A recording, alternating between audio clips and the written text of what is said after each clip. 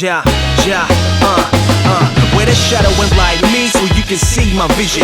Outline a source of portrait definition. I'm put on this planet to paint you my personal picture. Intertwined with rhythm till it's hasta la vista.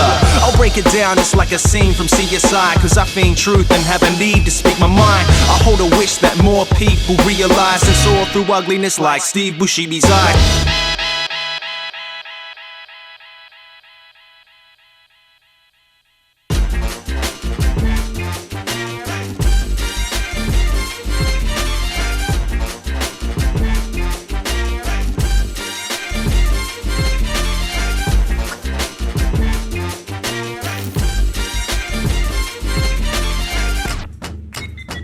Yo, episode 5, Obese TV. This is the season finale.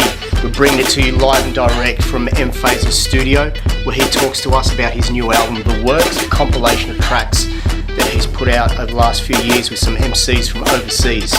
While we're there, we also talked to one of the movers and shakers in the game. He's DJ, artist manager, businessman, jack of all trades, pool cleaner, Flagrant, aka Nate Flagrant. We also have Fluey, manager of Obese Records in Frankston. Give us a look around the shop down there, what's in there and all that. It's good. And in just a moment, we'll hear from a select few about the benefit of hip-hop within youth assist programs.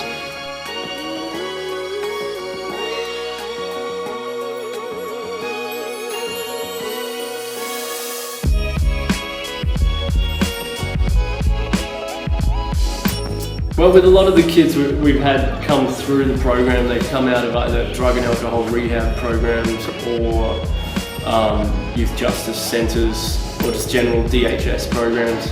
The organisation is called Living Learning Australia, and part of that is the Living Music program. I find myself working with parts of the community that are marginalised. And they've said things to me like, once you gain that focus and you want to achieve things, you can't afford to be out committing crimes, risking going back into DHS because you basically miss out on all these programs that are going on and you miss your chance to sort of get your career going. Hip-hop really provides young people with such a wonderful opportunity to embrace a medium that they can relate to. What I took out from today is everyone's got their own unique talents. And they show it to inspire people, and I think it's grouse. Don't be shy in putting out your music, because there is some people that, like we've had experiences today with Obese Records and TBE Records come out and tell us how they've done their production, and we actually got a few good pointers out of it. So when we start up our record label, hopefully, we can go to these fellas and ask for inspiration of them, because they're our inspiration, them records that can make it into Australia. Not every rapper has to be over in America rapping to make it in the scene, so. To be able to create that sort of segue between what we, the artists, are doing and how that can be embraced and enveloped by young people really is a testament of how far this genre has come. There's so much growth. I mean, you would have never seen someone like the Hilltop Hoods like winning arias and being, you know, they've done well for a long time now, but a lot of groups now have come up and really like led the way and built this huge crowd of kids who, you know, would not have known what hip hop was, or even known there was Australian hip hop at least. What other medium can provide young people with that type of opportunity?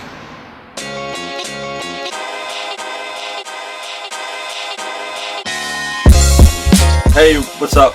M-Phazes here. Welcome to the studio. This is so I came up, you know, going on the internet and working with people overseas. It wasn't until I moved to Melbourne that I started really being a part of the Australian hip hop community.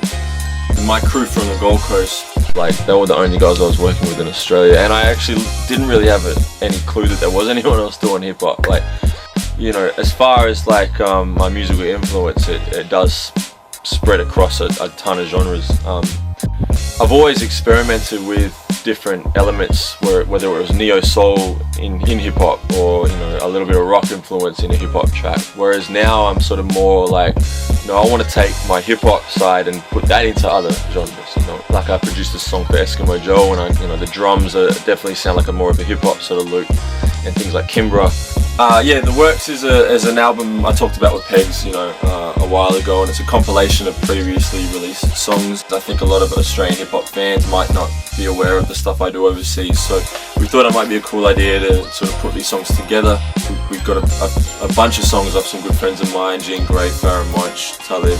The Jest and Michael Parkinson track is the only one on there that hasn't been released, and we thought it might be cool to give a preview of something I'm working on with Jest at the moment. Typically a producer, say in rock or any other genre, folk or classical, whatever, a producer doesn't make the music.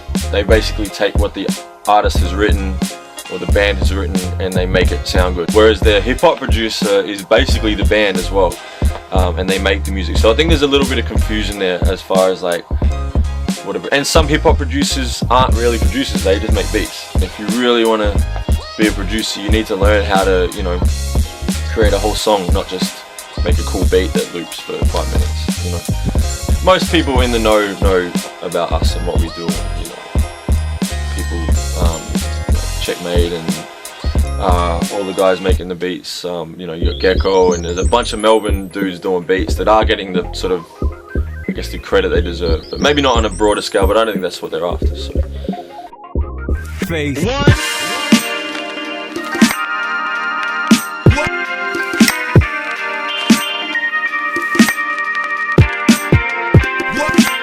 I got my start in hip hop in Australia when I'd moved back from Nashville, Tennessee. I've been living there for 5 years, from '94 to '99, and I got into DJing there. And so when I came back, I was pretty delusional, thinking that like I would sort of move to Melbourne and I'd be like the man because I was from America and stuff like that. But I learned really quickly that everybody in Australia was like well versed in hip hop and its history, and somebody had told me like, Reason's a really nice guy, like you should try and get in with him. And so I went to this club night that he was promoting at the lounge, and I had a mixtape, and I gave him this. I said, hey mate, I know you don't know me, but I'd really like it if you could check out the mixtape, and if you like it, maybe I could come and play with you sometime. And then from that conversation, I ended up being Reason's tour DJ. He took me on my first tour around Australia, and I'm forever grateful to Reason for giving me that opportunity and introducing me to so many people, and it's definitely he's the guy that put me on. So I started managing M-Phazes, and then when I was touring, I came across M-Phazes. It was just like, my gosh, this guy's nuts. So then I approached him and asked to manage him. I've made a number of changes in my life and my business model, and so I kind of decided that I wanted to take a step back from managing artists and groups, and I just want to manage producers. But I mean, throughout that time I've done all kinds of different bits and pieces. I've done journalism, writing for Beat magazine and Impress magazine, and putting on events, tours, working with different people on their records, marketing, publicity, kind of that whole jack of all trades, master of none situation.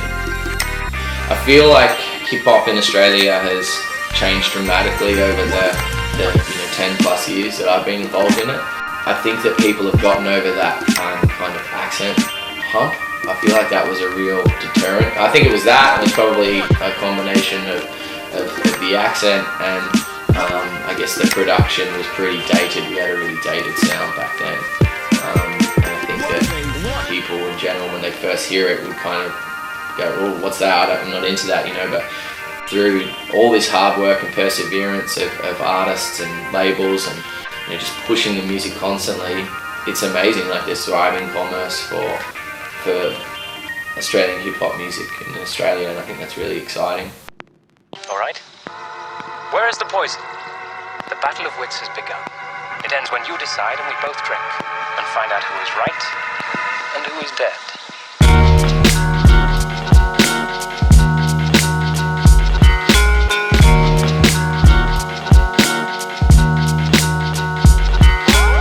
Peace, Obese TV. This is Fluey. We're down at Obese Records in Frankston.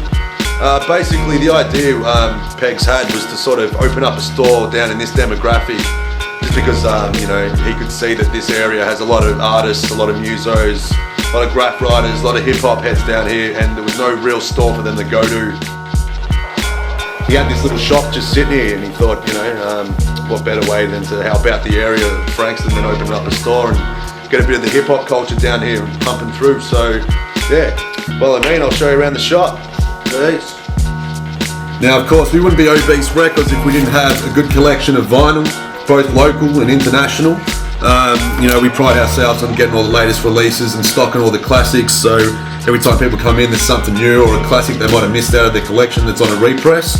So yeah, come down to Frankston, we got that vinyl game on lock. For the fans of that local hip hop, the Australian stuff, we've got a great selection here that you'd find at both stores, of course. Latest stuff, older stuff, you know, we've got our new releases section here. We also stock a lot of independent artists who bring in their stuff or send it over on consignment, so we're always about supporting the local artists that are trying to get their CDs on the shelves. And if you come down this way, we've got obviously the American section too. You know, we always stay up to date with the CDs and wax, so make sure we always got all your needs covered when it comes to that good hip hop shit. We've got a gang of art supplies, markers, mops, all different types of nozzles, bits and pieces for the art students out there. Belton, I like Belton. These Molotov 1-for-alls are a fan favourite. Flying out the door basically. They come in 2 different sizes, got the Molotov paint in there, ready to go for canvases or whatever you want to use them for. Molotov 1-for-alls, what are you working with? Also tons of mags every month. We get in new mags, Clouded Thoughts, Crunch Time, Canvas. We also get in a lot of graph books, special limited edition orders in. Obese Records has also got you covered in a range of apparel and clothing brands. Scribe, Burn, the Obese stuff of course, Crooks and Castles, This Is It. A wide range, Wu-Tang as well, so come through, we've got heaps of sizes, come see what you like. Heaps of caps too, up there, a lot of Burn stuff. Got a bunch of new stuff in for the ladies as well, the pink Obese logo. Shit looks fly, girl.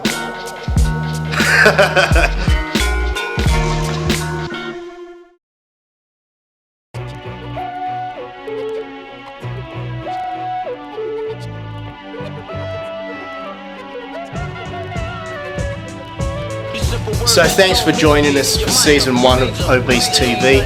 Don't forget, we'll be back real soon. Until then, make sure you check out some new releases from the label. So we got M-Phazes, Dielectrics, Chasm, distro artists including Rates, Bitter Belief, Commence, Hijack, Fluent Form, Force, Elocore. Man, we got heaps of stuff, so be out there, open your ears, listen, buy your local product. Come visit me at Obese Records in Paran. Go see Fluey in Frankston. Word is on the streets, word is on the net, word is bond. Peace, we out.